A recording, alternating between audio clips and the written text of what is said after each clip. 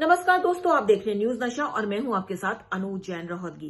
क्या देश में कोरोना की तीसरी लहर आ चुकी है या जल्द ही आने वाली है? जिस तरह से कोरोना के मामले अब बढ़ते दिखाई दे रहे हैं, क्या बच्चों को ओमिक्रॉन वायरस ज्यादा परेशान कर सकता है? उनको वैक्सीन जल्दी से जल्दी करवाना चाहिए? क्या mix and match booster dose ज्यादा फायदेमंद है? तमाम इस तरह के क्वेश्चंस हैं जिनके आंसर आज हर कोई जानना चाहता है। और ये बात तो ठीक है कि पिछले कुछ समय से जो मामले थम गए थे कोरोना के, अब धीरे पिछले कुछ दिनों से देखें तो कोरोना के मामले तेजी से उसका ग्राफ बढ़ रहा है। और दूसरी तरफ ब्रिटेन की जो स्टडी आई है, उससे भी और एक और खतरा जो है जिसका इंडिकेशन सामने आया है, उसमें साफ कहा गया है कि ओमिक्रॉन वायरस जिस तेजी से फैल रहा है उससे जनवरी माह में तीसरी लहर कोरोना की बिल्कुल आ सकती है अगर हमने प्रिकॉशंस नहीं ली। और डब्ल्यूएचओ जो है वो साफ तौर पे कह चुका है कि डेल्टा प्लस के मुकाबले या डेल्टा के मुकाबले ओमिक्रॉन वायरस बहुत तेजी से फैल रहा है। ये बात अलग है कि इसके कॉम्प्लिकेशंस कम देखे जा रहे हैं, लेकिन पता नहीं है, एक्सपर्ट्स ये भी मान रहे हैं कि डेल्टा के जब शुरू में डेल्टा फैला था तो तब भी उसमें कॉम्प्लिकेशंस कम देखे गए थे, लेकिन धीरे धीरे जो उसके कॉम्प्लिकेशंस बढ़ते गए, सिवियरिटी बढ़ती गई। क्या ऐसा ओमिक्रॉन के साथ हो सकता है? और दूसरी तरफ कई स्टडीज इस बात को पिन पॉइंट कर रही है कि mix and match booster dose लेना बहुत जरूरी है। 6 या 7 ऐसी स्टडीज हो चुकी हैं जिसमें यह देखा गया है कि जब आपने 2 डोज दी है और सेम डोज बूस्टर डोज उसी वैक्सीन की है तो आपके शरीर में जो एंटीबॉडीज है 4 से 12% थी, लेकिन जब बूस्टर डोज किसी और वैक्सीन की दी गई है, मिक्स एंड मैच किया गया, तो 28 से 32% एंटीबॉडीज देखी गई हैं। तो इसके चलते ये माना जा रहा है कि mix and match booster dose लगवाना बहुत ज्यादा फायदेमंद है। और दोस्तों, द लैंसेट में हाल ही में एक स्टडी छपी है जिसमें ये कहा गया है कि mix and match booster dose के बहुत ज्यादा फायदे हैं। और आपको लग रहा होगा कि ऐसा क्यों? बहुत सिंपल है दोस्तों, जैसा कि हम बताते हैं, आपको बता चुके हैं कई बार इस प्रोग्राम के जरिए कि वायरस जो है बहुत जल्दी म्यूटेट होता है, और जब वो म्यूटेट होता है, जो वैक्सीन उसके अगेंस्ट काम कर रही होती है वो काम करना बंद कर देती है, क्योंकि वो वायरस को पहचान नहीं पाती। और ऐसे में जब 2 वैक्सीन किसी और कंपनी की लगती है और एक जो बूस्टर डोज है वो किसी और की कंपनी की लगती है और उसकी तकनीक दूसरी होती है, तो कहीं ना कहीं वो ज्यादा असरदार होती है। सिंपल शब्दों में अगर आपको कहें कि आपको 2 वैक्सीन कोविशील्ड की लगी हैं, लेकिन आपको बूस्टर डोज कोवैक्सीन का लगा है, तो देखा यह जा रहा है कि जो mix and match booster dose है वो ज्यादा फायदेमंद है। तो दोस्तों, तमाम तरह के क्वेश्चंस हैं, इन्हीं पर हमने बात करी है और जानने की कोशिश की है एक्सपर्ट्स के माध्यम से कि क्या है इनके आंसर। हमारे साथ आज गंगाराम हॉस्पिटल दिल्ली के senior consultant medical doctor M Bali हैं। हमारे साथ डॉक्टर अनिल बंसल हैं जो former CMO chief medical officer रह चुके हैं एनडीएमसी में। आप दोनों का बहुत बहुत स्वागत है न्यूज नशा में। सबसे पहले डॉक्टर एम बली, आपसे ही प्रश्न है कि क्या आपको लगता है कि तीसरी लहर आ चुकी है? जिस तरह से केसेस बढ़ रहे हैं, ओमिक्रॉन वायरस देखा जा रहा है कि बहुत तेजी से फैल रहा है, जैसा कि तमाम स्टडीज बता रही हैं, लेकिन अच्छी बात यह है कि कॉम्प्लिकेशंस नहीं है। तो क्या तीसरी लहर आ चुकी है देश में? आजकल 2 चीज़ों की बात बहुत ज़ोर शोर से हो रही है। एक तो थर्ड वेव की बात हो रही है और दूसरी बात ये हो रही है कि क्या बच्चों के लिए वैक्सीनेशन ज़रूरी है, अगर है तो कब और क्यों। सबसे पहले हम इस बात की चर्चा करेंगे कि ओमिक्रॉन के संदर्भ में थर्ड वेव के आने का क्या औचित्य है। मैं इस बारे में बड़ा डिफरेंट एटीट्यूड रखता हूँ। आईआईटी कानपुर के प्रोफेसर अग्रवाल ने बहुत पहले पिछले हफ्ते चेताया था कि थर्ड वेव आएगी, बहुत ख़तरनाक होगी, सेकेंड वेव से थोड़ा कम होगी, आएगी। मैं उनकी इस स्टैटिस्टिक्स को नकारता नहीं हूँ, लेकिन मैं ये कहूँगा कि कोरोना वायरस का जो ये नया वेरिएंट है जिसको हम ओमिक्रॉन कहते हैं, इसमें 50 से ज़्यादा म्यूटेशन है और 3 म्यूटेशन ख़ास तौर से इसके स्पाइक प्रोटीन पे हैं। लेकिन वो 3 म्यूटेशन इसके स्पाइक प्रोटीन पे होने के बाद भी ये वायरस इतनी तेज़ी से संक्रमण तो कर रहा है, लेकिन मौत नहीं हो रही है। इक्का दुक्का 1-2 रिपोर्ट्स हैं। बच्चों में संक्रमण की भी एक रिपोर्ट साउथ अफ्रीका से आई है, एक कोई बच्चा इंडिया में भी इफेक्ट हुआ है। लेकिन ये कहना मुश्किल है कि सिर्फ वो ओमाइक्रॉन की वजह से इन्फेक्ट हुआ है। पहली गलती जो हम कर रहे हैं वो ये कर रहे हैं कि हम ओमाइक्रॉन के संदर्भ में हम बड़े दुश्मन डेल्टा वायरस को भूल रहे हैं। दूसरी गलती हम ये कर रहे हैं कि हम ये मान के चल रहे हैं कि थर्ड वेव आएगी। हम ये मानकर क्यों नहीं चल रहे हैं कि सावधानी हम बरतें, हम मास्क लगाएं, हम शादियों में न जाएं। 2.5 लाख शादियाँ, 25 लाख शादियाँ, ये क्या है? ये बहुत ही अप्रत्याशित नंबर है उत्सवों का। फिर अभी क्रिसमस, न्यू ईयर होगा और बहुत से लोग मिलेंगे। उसमें मैं सबसे बड़ी सावधानी जो बताता हूँ वो ये है कि साथ बैठकर इकट्ठे होकर क्लोज्ड स्पेस पे ना खाएं। जहाँ भी आप मास्क उतारें वो हिस्सा वेंटिलेटेड हो बहुत अच्छी तरह से और आप करीब करीब ना बैठें। एक तो ये बात हो गई। दूसरी, टीके क्यों नहीं लगवा रहे हैं लोग? मतलब सब ओमाइक्रोन के बारे में जनरल नॉलेज इकट्ठा करने में लग गए, पूरे देश लग गए, पूरा WHO लग गया, पूरी सारी गवर्नमेंट के विभाग लग गए। लेकिन हम ये भूल रहे हैं कहीं ना कहीं कि वैक्सीनेशन अभियान ना कमज़ोर पड़ जाए। हम ये भूल रहे हैं कि जिन लोगों को 2 टीके नहीं लगे उन्हें दूसरा टीका लगवाना है। हम आगे बूस्टर डोज की भी बात करेंगे, उसके लिए भी लोग बहुत फ़ोन कर रहे हैं हमको, हम जैसे डॉक्टर्स को, कि हम बूस्टर डोज लगवा लें क्या। तो बहुत अच्छी बात यहाँ पे कही है डॉक्टर एम वली ने, बिल्कुल ठीक कहा है कि लोग जो है बिल्कुल बेफिक्र हो गए हैं। ये चर्चा हो रही है कि ओमिक्रॉन आ गया है, तीसरी लहर आ गई है, लेकिन जो सावधानियां थी वो सब हटती जा रही है। जिस तरह से लोग बिल्कुल खुलेआम बिना मास्क के, बिना सोशल डिस्टेंसिंग के, बिना हाइजीन के घूम रहे हैं, शादियां अटेंड हो रही हैं, फंक्शंस अटेंड हो रहे हैं, रैलियां हो रही हैं, गैदरिंग हो रही है, ऐसे में तीसरी लहर का आना स्वाभाविक है। ये हमारे ऊपर है। ये नहीं है कि ओमिक्रॉन बहुत तेजी से फैल रहा है। वो फैलेगा कब? जब आप एक दूसरे के संपर्क में ज्यादा आएंगे। यदि वो संपर्क ही टूट जाएगा तो ये वायरस फैल नहीं सकता है। तो डॉक्टर एम वली ने बिल्कुल ठीक कहा है कि ओमिक्रॉन के जरिए तीसरी लहर आती है या नहीं, ये हमारे ऊपर है, हमारी सावधानी के ऊपर है। और ऐसे में ये बिल्कुल पीक टाइम है कि हमको पूरी सावधानी बरतनी है, क्योंकि ओमिक्रॉन के केसेस देश में आ चुके हैं। लगभग ऑलमोस्ट सभी राज्यों में 1 या 2 मामले, 3 मामले देखे जा रहे हैं। और जिस तरह से तेजी से ये वायरस फैलता है तो आप सोच सकते हैं, गैदरिंग ज्यादा होगी, बिना मास्किंग होगी, सोशल डिस्टेंसिंग नहीं होगी, तो ये वायरस तेजी से फैलेगा और तीसरी लहर का खतरा बिल्कुल है। लेकिन अगर हम सावधानी बरतें तो तीसरी लहर कम से कम देश में नहीं आ सकती। सिर्फ हमारी सावधानी के ऊपर है। डॉक्टर वली का ये अपना विचार है। ये उन्होंने कहा है कि हमको सावधानी बरतनी पड़ेगी। अब हम चलते हैं डॉक्टर अनिल बंसल के पास, जो आपको बताया कि सीएमओ रह चुके हैं एनडीएमसी में। सर, जो जिस तरह से कहा जा रहा है और बिल्कुल ठीक भी है, जिस तरह से हम देख रहे हैं लोग बिल्कुल बेफिक्र हो गए हैं, लोग जिस तरह से भीड़ सड़कों पे देखी जा रही है, शादियां हो रही है, अटेंडेंस बहुत ज्यादा है, मॉल भर चुके हैं, जितनी पार्टीज हैं वो चल रही है, टीनेज बिल्कुल निकले हुए हैं, स्कूल खुल गए हैं, कॉलेजेस भी धीरे धीरे खुलने की तैयारी में है, खुल रहे हैं ऑल्टरनेटिव डेज पे, कोई रेगुलर खुल रहे हैं। तो आपको क्या लगता है कि क्या तीसरी वेव जो हम कह रहे हैं आ गई है, ओमिक्रॉन फैल रहा है, तो इसका रीजन हम ही लोग हैं, इसलिए ये फैल रहा है धीरे धीरे ओमिक्रॉन? आज ये विषय बहुत तेज़ी से लोगों के बीच में है, भ्रांति भी है कि कोविड का ओमिक्रॉन वायरस जो है वो थर्ड लहर के रूप में फैलना शुरू हो चुका है। जैसे कि रिसर्च आ रही हैं, रिपोर्टें आ रही हैं कि आने वाला जनवरी का महीना इसमें थर्ड वेव की वजह से बहुत ज़्यादा केसेस हो सकते हैं। देखिए, थर्ड, और इसमें ये भी लगाया जा रहा है कि शायद लोगों की लापरवाही की वजह से लोगों ने घबराहट ख़त्म हो गई और वो जो उनको प्रिकॉशंस लेनी चाहिए कोविड अप्रोप्रिएट बिहेवियर की, उनको उन्होंने छोड़ दिया है। भीड़ इकट्ठी सड़कों में, मंदिरों में, मस्जिदों में और बड़ी बड़ी पॉलिटिकल रैलीज़ में, बड़े बड़े फंक्शंस, शादी ब्याह के अंदर लोगों ने प्रिकॉशन भी लेनी बंद कर दी है और भीड़ भाड़ बढ़ती जा रही है। ये ज़रूरी सही बात है कि ये भी एक कारण हो सकते हैं कि अगर थर्ड वेव आई तो इसके लिए लोग रिस्पॉन्सिबल होंगे, क्योंकि वायरस जो है देखा गया है, ये वायरस पिछले वायरसों से बहुत ज़्यादा विरुलेंट है। विरुलेंट का मतलब बहुत तेज़ी से फैलता है। एक व्यक्ति से 50 व्यक्ति में बहुत जल्दी फैलेगा, जितना कि पहले नहीं फैलते थे।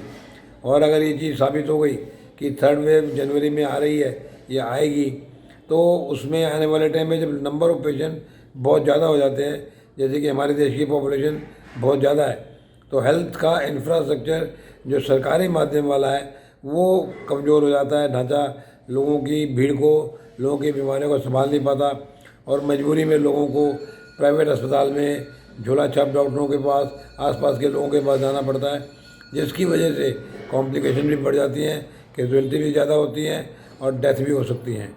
तो इसलिए इस मौके पर सरकार और जनता दोनों को मिलके कोशिश करनी चाहिए कि कोविड अप्रोप्रिएट बिहेवियर को प्रॉपरली इम्प्लीमेंट करें। इस चीज़ को लाइटली ना लें कि इस वायरस से कुछ नहीं हो रहा या इससे बाहर विदेशों में ज़्यादा तबाही नहीं होती।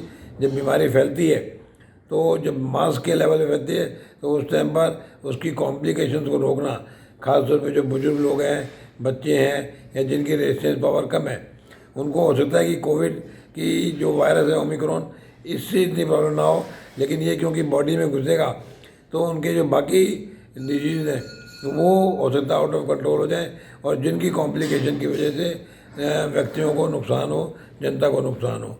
तो इसलिए बड़ा ध्यान रखें कि थर्ड वेव जैसा कि एक्सपेक्टेड है आने वाली है, तो उसको सीरियसली लें, उससे अपने आप को बचा के रखें, वरना आपको बहुत नुकसान हो सकता है।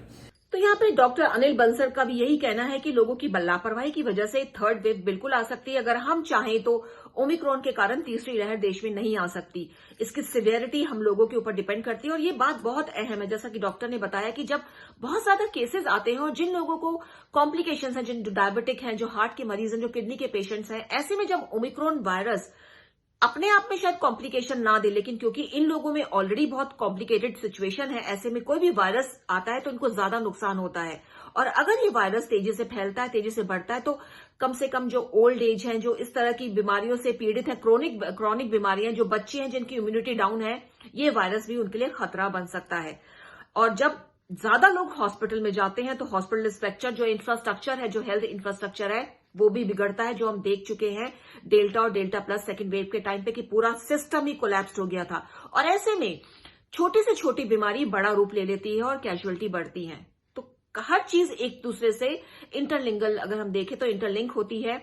ओमिक्रॉन वायरस है, तेजी से फैल रहा है, लेकिन कॉम्प्लिकेशन नहीं है। लेकिन अगर इसके मामले तेजी से बहुत ज्यादा बढ़ते हैं, उन लोगों को अपना शिकार ज्यादा बनाते हैं जो पहले से ही पीड़ित है, जिनका इम्यूनिटी डाउन है, जो डायबिटिक है, जो हार्ट पेशेंट है, जो किडनी के मरीज हैं, जिनको और किसी तरह की बीमारियां हैं, जो इम्यूनोसप्रेस दवाइयों पर निर्भर करते हैं, उनके लिए ये जो वायरस है ये खतरनाक हो सकता है। इसलिए सबसे बड़ी सावधानी हमें यही लेनी है कि हमें इसको फैलने से रोकना है। वही पुराना अपना जो हमने तरीका अपनाया था और जो हम अपनाते आ रहे हैं, हमें वो अपनाना है। हमें सोशल डिस्टेंसिंग पे ध्यान देना है, हमारे मास्क पे ध्यान देना है, हमारे पर्सनल हाइजीन पर, हैंड वॉश पर ध्यान देना है। अब बात करते हैं बच्चों की। बच्चों के लिए देखा जा रहा है जिस तरह से साउथ अफ्रीका में केसेस आए और हमने देखा कि वहां पे बच्चे जो है हॉस्पिटलाइज हो रहे हैं ओमिक्रॉन वायरस के कारण। देश में अभी बच्चों का वैक्सीनेशन स्टार्ट नहीं हुआ है। सरकार सोच रही है, लगातार इस पे मीटिंगें हो रही हैं। तो क्या बच्चों का वैक्सीनेशन जरूरी है? डॉक्टर एम वली, हम आपसे जानना चाहेंगे, आपको लगता है कि ये जो स्टेज आ गई है यहाँ पे बच्चों का वैक्सीनेशन जरूरी है और कितनी तेजी से अब बच्चों का वैक्सीनेशन होना चाहिए? देश की विभिन्न एजेंसियां सर जोड़कर 2 दिन पहले बैठी थीं। वैक्सीन की अवेलेबिलिटी और इंटरनेशनल डाटा इकट्ठा किया गया है। उस पे उनके डेलिब्रेशंस जारी हैं कि बच्चों में कोविड का टीका जो 18 साल से कम हैं उनमें किस एज ग्रुप में और कब लगाना शुरू किया जाए। ऐसा नहीं है कि सरकार इस तरफ से बिल्कुल निश्चित है, बेफिक्र है, नहीं। हमें बच्चों के लिए टीकाकरण में बहुत सेफ्टी के साथ इंट्रोडक्शन करना है टीके का बच्चों में। कहीं देखा गया है, मैं नाम नहीं लूँगा उस देश का, जहाँ बच्चों को टीका लगाने से अनएक्सपेक्टेड डेथ्स हुई हैं। हमारे टीके सेफ़ हैं। हमारा ज़ाइकोव-डी जो टीका है वो बहुत सेफ़ है, जाइडस कैडिला ने बनाया है। हमारा कोवैक्सीन बहुत सेफ़ है। बच्चों पे ट्रायल बहुत पहले हो चुके हैं। 3rd स्टेज की ट्रायल्स की रिपोर्ट आनी बाकी है। ज़ाइकोव-डी का अप्रूवल जो है drug controller general of India ने बहुत पहले ही दे दिया था, सितंबर में। और मुल्कों में भी सितंबर के बाद वैक्सीनेशन शुरू हो गया था बच्चों का। अमेरिका और यूके में शुरू हो गया है और 5 साल से ऊपर के बच्चों को टीका दिया जा रहा है। लेकिन अभी हमारी इंडियन अथॉरिटीज़ और जो DG drug controller general of India हैं, उनमें इसका डेलिब्रेशन की जो मिनट्स ऑफ मीटिंग है वो पब्लिश नहीं हुए हैं। और चूँकि अनु जी आप बहुत ज़्यादा सटीक इन्फॉर्मेशन देती हैं, तो मैं ये कहूँगा कि बच्चों में इसके संक्रमण का ख़तरा, ख़ास तौर से ओमाइक्रॉन का ख़तरा बहुत कम है। और बच्चों के बारे में सिर्फ एक ही बात है जो हो रही है कि बच्चों को हम अभी स्कूल नहीं भेजेंगे न्यू ईयर तक बिल्कुल नहीं भेजेंगे। बच्चों को हम भीड़ में नहीं ले जाएंगे, बच्चों को उन लोगों के पास नहीं ले जाएंगे जो सस्पेक्टेड हैं, और अपने बच्चों को बचा के रखेंगे। जो बच्चे इतने बड़े हैं मास्क लगा सकते हैं, उनको मास्क लगाने की ट्रेनिंग देंगे। और अभी सबसे पहला जो उद्देश्य है वो ये है कि बच्चों को हम इन्फेक्शन होने से बचाएं, घर में रखें और बाहर न ले जाएं। ये इस समय का टीका है। आने वाले दिनों में मुझे पूरी उम्मीद है कि बच्चों के टीके बहुत जल्दी लगने शुरू हो जाएंगे। हमारा मुल्क भी उन चंद मुल्कों में से एक है जिसने बच्चों के टीके का ट्रायल पिछले साल किया था शुरू, और एम्स पटना में और एम्स दिल्ली में इसके ट्रायल्स हुए थे, सक्सेसफुल ट्रायल्स हुए थे। उनके रिज़ल्ट भी पब्लिश हो चुके हैं। कोवैक्सीन का 3rd फेज़ बच्चों में ट्रायल का रिज़ल्ट बहुत जल्दी पब्लिश होने वाला है। तो इसलिए इसकी फ़िक्र करें कि हम अपने बच्चों को बचा के रखें जब तक कि टीका नहीं आ रहा है और नहीं लग रहा है।